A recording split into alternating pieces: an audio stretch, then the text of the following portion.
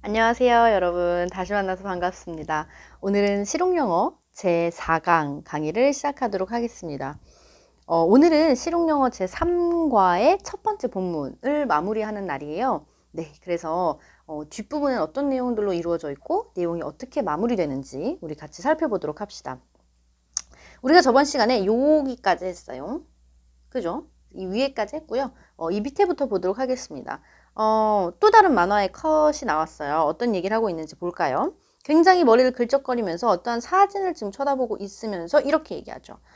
Chang showed me his vacation pictures from Paris 라고 얘기하고 있어요. 선생님은 사실 이 이름에서부터 이 앞으로 지금 펼쳐질 내용은 어느 나라의 이디엄스구나라는 게 사실 조금 느낌은 왔는데 여러분들도 좀 오나요? 이름에서 느껴지는 showed me 나한테 보여줬대요. 뭘 보여줬냐면요. 그의 방학 때 찍은 사진인데 from Paris 파리 갔다 와서 찍은 방학 때 사진을 나한테 보여줬대요.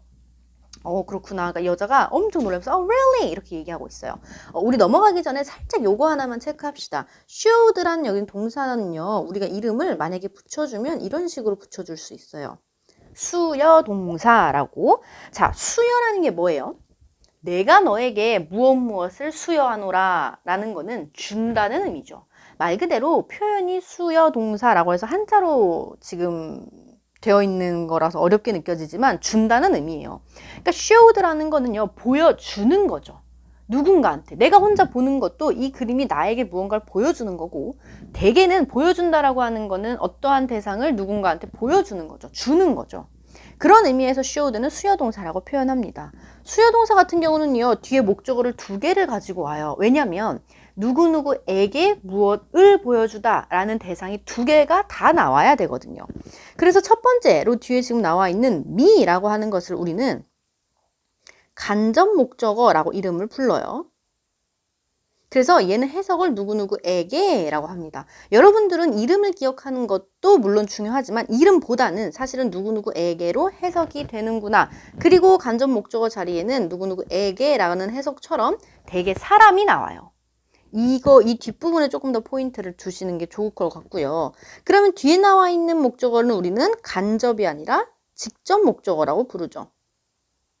이름보다 해석이 어떻게 되는지를 보시면 돼요. 얘는 말 그대로 진짜 목적어처럼 무엇을 이라고 해석이 되고 그렇기 때문에 대개 대상이 사물의 목적어를 취합니다. 그러면 우리가 해석을 다시 해보면 이 챙이 나에게 보여줬어요. 파리에서 찍은 그의 방학 사진들을 이렇게 해석이 되겠죠. 그래서 show라는 게 수요동사구나 라는 거. 그리고 뒤에 목적어 두 개 취하고 첫 번째 목적어는 간접 목적어로 누구누구에게로 보통 사람이 오고 뒤에는 직접 목적어로 무엇을 이라고 해석이 되며 사물이 보통 오더라 라는 걸 알아두면 나중에 선생님이랑 수업하다가 show라는 동사 말고 또 다른 동사가 수요동사로 쓰였을 때 여러분들은 수요동사 뒤에 목적어 두 개 라는 걸 떠올리면 좋겠죠. 넘어갑시다. 나한테 그래서 파리에서 찍은 사진을 보여줬대. 그러니까 여자가 정말, 그러니까 이 남자가 yes, 맞아. He says, 그가 말했다. 뭐라고 말했냐면 그의 부모님이 are going to take him to every major city in the world. 전 세계에 있는 모든 주요 도시에 자기를 데려갈 거라고 말했어. 선생님 퀴즈 하나 내볼까요? 간단한 거예요. 그러면 이 챙이라는 학생은 전 세계의 모든 주요 도시에 다녀왔나요? 다녀왔어요? 안 다녀왔죠. 그쵸? 왜 안 다녀왔냐라는 걸 우리가 알 수 있냐면 그쵸? 여기 나와 있는 are going to 때문이에요. be going to라고 하는 거는 우리가 뭐랑 같은 거라고 얘기하냐면 will 이랑 같은 거죠. 즉 미래예요. 앞으로 데려갈 거라고. 우리 엄마 아빠가 나 앞으로 전 세계의 모든 주요 도시에 나 데려가 준대. 아직 안 간 거예요. 그래서 will이 무엇 할 것이다 라는 미래의 의미를 나타낸다는 것까지 체크해 둡시다. 그러니까 여자가 굉장히 못마땅한 표정으로 하면서 Don't listen to him. 야, 걔 말 듣지 마. He's just blowing into the cowhide 라고 얘기하고 있어요. 우리가 모르는 단어 하나 체크해 봅시다. He's just, 그는 단지 blowing, 후 부는 거예요. 말 그대로 부는 거죠. into, 어디에다 후 부냐면 the cowhide. 소라는 건 아는데 hide가 우리가 보통 숨기다, 감추다 라는 동사로 알고 있어요. 근데 갑자기 여기서 감추다 이렇게 말하면 이상하죠. 얘는 지금 명사로 쓰였을 텐데 명사로 hide가 가죽이란 뜻이 있어요. 이거는 참고로 하나의 팁으로 hide가 사실 명사로 가죽이란 뜻으로 쓰일 때는 이렇게 앞에 동물, cow hide 이렇게 쓰일 때 쓰이는 거고, 대개 hide가 명사로 쓰일 때는 hide가 가지고 있는 동사의 뜻이 숨다, 그쵸? 란 뜻이기 때문에 얘가 여기서 파생이 돼서 명사로 은신처란 뜻을 가지고 있어요. 그거는 그냥 하나의 팁으로 알아두시고, 여기서는 cow hide 하면 소 가죽이라고 보면 되겠습니다. 그러니까 우리는 해석하면, 야, 걔 말 듣지 마. 걔 지금 소 가죽에 바람 넣고 있는 거야 라고 얘기하고 있어요. Could you guess? 넌 추측할 수 있겠니? 뭘 추측할 수 있냐면 what blowing into the cow hide means. blowing into the cow hide, 소가죽에 바람 넣기가 what, 무엇을 means, 의미하는지 could you guess? 넌 추측할 수 있겠니? 라고 물어보는 거고, 괄호 안은 지금 딱 봐도 약간 중국어 같은 느낌이 나죠. 그러니까 얘는 중국에서 나온 이디엄 같아요. 어쨌든 이거 간접 의문문이라고 선생님이 저번 시간에 얘기했던 거 기억나죠? 저번 시간에는 could you guess가 아니라 do you understand? 이렇게 얘기했던 것 같아요. 표현을 살짝 바꿔서 could you guess라고 여기서 써줬네요. 그래서 보통의 의문문은 의문사 동사 주어로 어순이 이루어지지만, 간접 의문문 같은 경우는 의문사 주어 동사로 어순이 배열이 된다라는 거 체크해 두라고 했어요. 그래서 이 무슨 의미인지 너는 추측하겠니? This unusual expression, unusual이라고 하면은 특이한, 흔치 않은 이런 얘기죠. 그래서 이 특이한, 좀 특이하죠. 소가죽에 바람 넣기. 이런 특이한 표현은요, comes from 어디로부터 왔냐면요, an old way, 아주 오래된 방식, 오래된 방법에서부터 왔어요. 근데 뭐 하는 오래된 방식이냐면 of crossing the Yellow River in China. 중국에서요, 이 Yellow River가 황허강이래요. 혹시 중국에서 살다 오거나 아니면 뭐 중국에 여행을 갔거나 해가지고 옐로우 리버에 대해서 알고 있는 친구들이 있을 수 있겠죠. 그래서 그 중국에 있는 옐로우 리버를 크로싱, 건너는 오래된 방식에서부터 이 표현이 온 거래요. 선생님이 옐로우 리버가 도대체 뭘까라고 해서 한번 찾아봤거든요. 우리 같이 한번 볼래요? 여기 보면 선생님이 구글 지도에 옐로우 리버라고 쳤는데 진짜 이름이 왜 옐로우 리버인지 알 것 같아요. 여기 지금 이렇게, 아이고, 여기 지금 이렇게 막 엄청 노란 물 정말 보여요. 네. 그래서 여기 오른쪽에 여러분 지도 보시면 이게 선생님이 지금 구글 맵에서 옐로우 리버를 쳤더니 이렇게 나오더라고요. 여기 보면 우측 끝에 옐로우 리버 보여요, 여러분. 여기 있어요. 여기 옐로우 리버 보이죠? 네. 그래서 옐로우 리버가 이렇게 해서 이렇게 엄청나게 큰, 여기까지 옐로우 리버 이렇게 쫙, 그쵸? 그래서 여기에 있는 사람들이 여기로 건너가고 여기에 있는 사람들이 여기로 건너가고, 그러니까 이 옐로우 리버를 건너가는데 오래된 방식의 무언가가 있나 봐요. 우리가 이제 그걸 알아볼 건데, 거기에서부터 온 표현이 소가죽에 바람 넣기라는 거죠. 그래서 이거는 그냥 옐로우 리버가 선생님 개인적으로 어딘지 궁금해서 한번 찾아봤어요. 여러분들도 같이 보면 좋겠다 싶어서. 그렇답니다. 어떤 방식이었는지 계속 가볼까요? People, 사람들이요, would make raft. raft 그럼 뗏목이죠. 뗏목을 만들었어요. 얘들아, 여기서 out of 같은 경우는 무엇을 사용해서, 즉 무엇의로, 즉 cow hide, 소가죽으로 뗏목을 만들었습니다 라는 얘기예요. 소가죽을 수단으로 사용해서 라는 얘기죠. out of는 여기서 뭐뭐의로 라고 정리해 주시면 돼요. 그래서 소가죽으로 뗏목을 만들었대요. 1번. 그리고 blow, 불었대요. 공기를요. 어디로요? into them, 그것들 안으로 불었대요. 뭐 하려고요? They would float, 그들이 float, 뜨기 위해서. 그치? 그러니까 그것이 물에 뜨도록 그 안에 공기를 불어넣었답니다 라고 얘기하고 있는 거죠. 공기를 불어넣어야 물에 뜰 테니까. It was a very demanding task. demanding이란 단어는 굉장히 중요한 단어예요. 꼭 알아두세요. demand란 동사가 요구하다 라는 뜻이잖아요. 요구를 너무 많이 하면 어때? 내가 굉장히 부담이 커지고 힘들죠. 그래서 demanding은 힘든, 부담이 큰 이라는 뜻이에요. 꼭 알아두세요. 그러니까 이거는 굉장히 힘든 작업입니다. 힘들겠죠. 원래 그 풍선에다가 공기 이렇게 후후 우리 불어서 넣잖아요. 그것도 몇 개만 하면 막 머리가 어질어질 거린단 말이에요. 근데 소가죽에 뗏목, 소가죽으로 만든 뗏목에다가 이 공기를 불어 넣으려면 얼마나 힘들겠어요. 그래서 they would laugh at, laugh 하면 웃다지만 여기서 laugh at 이라는 게 돼버리면 비웃다가 돼버려요. 의미가 조금 달라요. 그냥 웃는 거랑 비웃는 건 다르죠. They would laugh at, 사람들을 비웃었어. 근데 그 사람들이 어떤 사람들이냐면 boasted, 자랑하는 사람들이에요. by ing, 그럼 선생님이 뭐뭐 하면서 라고 해석하라 했어요. 즉 말하면서 자랑하는 사람들을 비웃었대요. 뭐라고 말하냐면 If you have so much air to brag with, 네가 정말 그렇게 자랑할 만한 정말 많은 공기를 가지고 있다면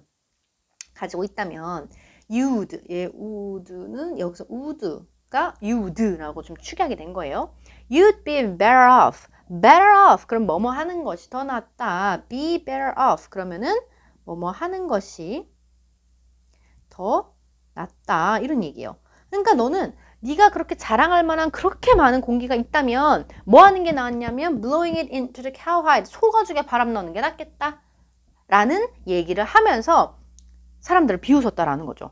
그러니까 우리가 자랑할 때 왜 공기를 많이 쓴다고 얘기 여기서 지금 하냐면 자랑하려면 말을 많이 해야 되잖아요. 아까 우리 페리 갔다 온 사진 보여준 친구 생각하면 막 말이 많은 거야. 야, 나 이번에 파리 갔다 왔다. 여기도 갔다 왔고 여기도 갔다 왔어. 근데 있잖아, 우리 엄마 아빠가 나 전 세계 주요 도시 다 데려다 준대.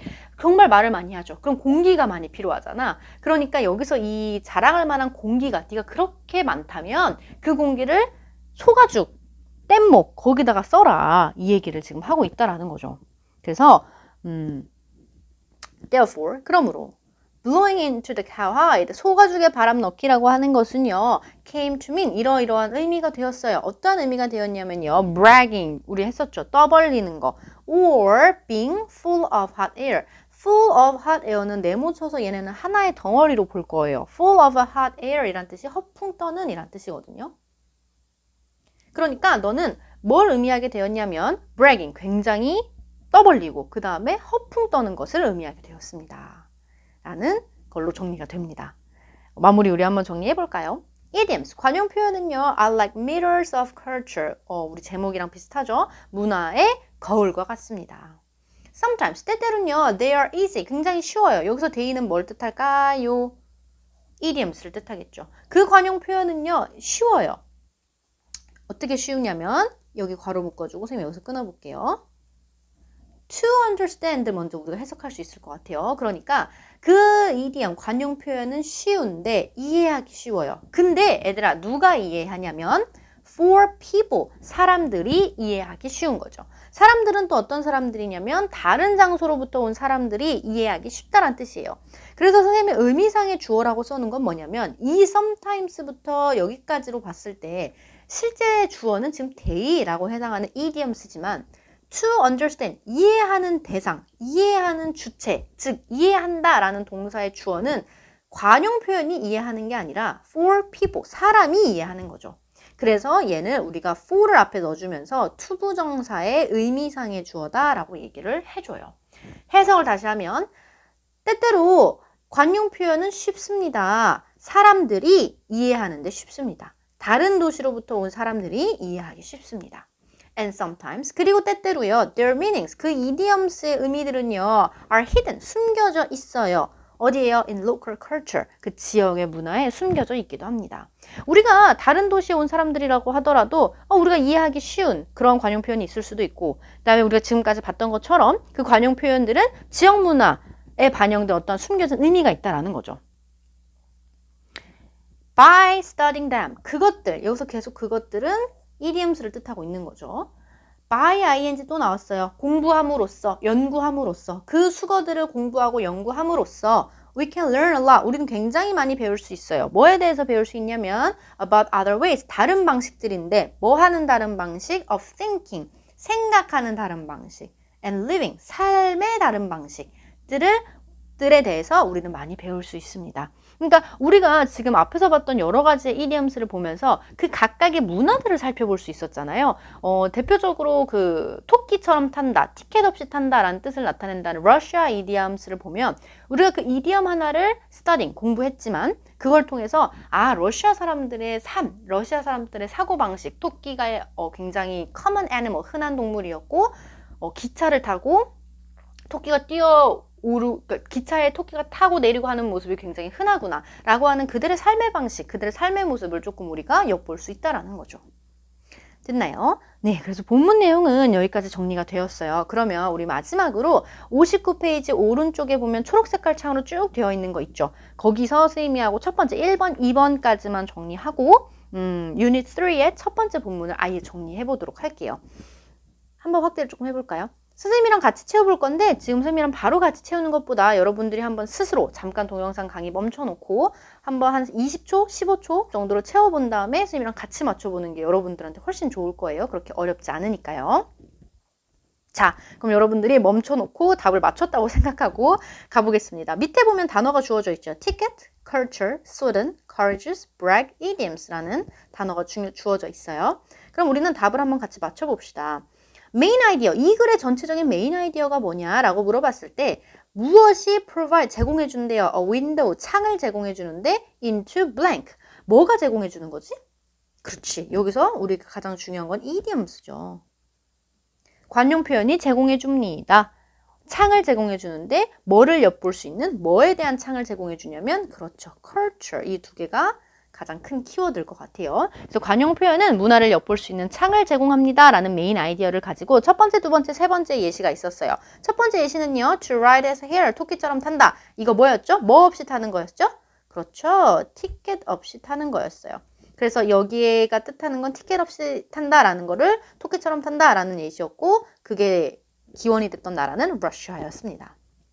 두 번째 예문은요, to have right in one's back, 누군가의 등에 호미를 가지고 있다라는 뜻은 뭐였냐면 physically strong, 굉장히 신체적으로 강하거나, or 뭐였죠? 그렇죠, courageous, 용감한 거를 뜻하는 거였어요. 이거 어느 나라였을까요? 기억나요? 스웨덴이었죠. 스웨덴에서 이 호밀이라는 게 전통 음식이었고 추운 날씨에도 잘 자란다 라는 얘기 했었어요. 우리 썼던 거 다 지워볼까요? 그러면 하나 남네요. To blow into the cowhide. 그쵸? 소가죽에 바람 불어넣기. 무슨 의미였죠? To brag. 우리 했었어요. 떠벌리거나 or boost. 자랑하는 거. 얘가 기원한 나라는 China였습니다. 좋아요. 내용 뭐 깔끔하게 정리됐고요. 밑에 있는, 여러분들 밑에 있어요. 전 옆에 있지만. 밑에 있는 true, false만 정리해보고 강의 마무리합시다. 첫 번째는요. in Sweden. 스웨덴에서요. 호밀이라고 하는 것은 is considered, 여겨집니다. 뭐라고요? healthy. 이거 선생님 방금 말했는데. 당연히 true죠. 왜? 추운 cold weather에서 잘 자라기 때문에 healthy한 food로 여겨진다라고 했어요. 두 번째, in China. 중국에서요. 사람들은요. used to make, 뭐뭐 하곤 했습니다. raft. 뗏목을 만들곤 했었는데 out of, 우리 선생님이 아까 뭐라 했죠? 뭐뭐으로. cowhide, 그 소가죽을 가지고 뗏목을 만들곤 했습니다. 너무 맞는 말이에요. 특히 어디강 건널 때 Yellow River, 우리 아까 구글 지도에서 봤잖아요. 그 황허강을 건널 때 뗏목을 만들곤 했습니다. 우리 했던 거예요. 맞죠? 좋아요. 여러분 여기서 하나만 선생님이 체크해볼게요. used to 뒤에 이렇게 동사 원형이 나오면 이것만 써볼까요? used to 뒤에 동사 원형이 나오면 얘는 해석을 동사 원형 하곤 했다. 과거에 동사 원형 하곤 했다라고 이렇게 해석이 돼요. 그렇기 때문에 사용했다라고 해석을 하는 게 아니에요. 그러니까 만들곤 했다. 이렇게 우리가 해석을 하면 되겠습니다. 됐나요? 네, 좋아요. 진짜 수고 많았어요. 우리가 유닛 3의 첫 번째 본문을 이렇게 해서 다 마무리를 지었고요. 그래서 앞에서부터 필기했던 거, 그다음에 앞에서부터 강의 다시 한번 이제 나중에 우리 기말고사 볼 때 참고하시면 될 것 같고요. 중요한 포인트들 내용 잘 정리해서 가지고 있고, 혹시나 이제 오프라인으로 만났을 때 질문할 것들 있으면 다 쌓아놨다가 그때 선생님한테 질문하면 될 거예요. 다시 한번 또 강조하지만 단어 무조건 같이 체크하시고요. 내용 정리 다시 여러분들 잘 하시고, 우리는 다음 시간에 이제 유닛 3이지만 두 번째 본문으로 다시 만나겠습니다. 그러면은 그때 다시 만나요. 안녕.